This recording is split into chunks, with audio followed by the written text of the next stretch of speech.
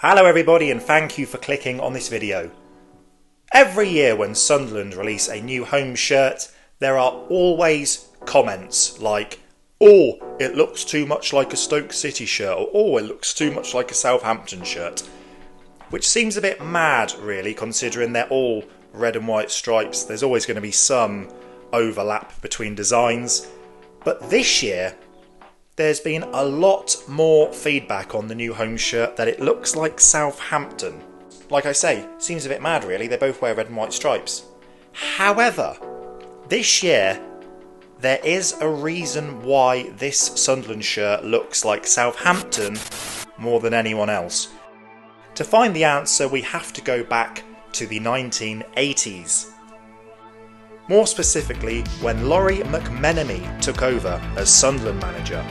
Now, for the younger fans who may be not so familiar with Lawrie McMenin, he joined Sunderland in 1985 after a really successful tenure as Southampton manager, where he led them to the FA Cup and runners-up in the First Division. He was king at the Dell.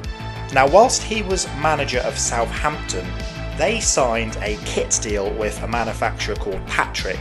As per Bob Murray's book, I'd Do It All Again, Lawrie McMenin had business interests with Patrick.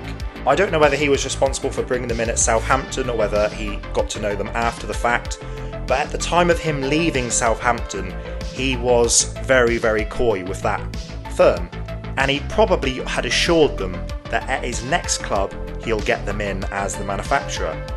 That team turned out to be Sunderland, and as per the book, Sir Tom Cowie, in what turned out to be his final managerial appointment, he gave Lawrie McMenin everything. He gave him a place on the board, he installed him as the managing director of the entire club, he even provided a pair of BMWs, one for him, one for his wife.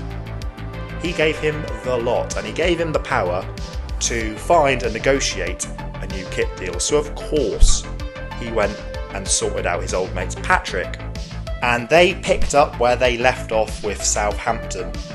The kit that they produced shared the same collar, sleeves, cuffs as what they did at Southampton. They even lifted the white socks.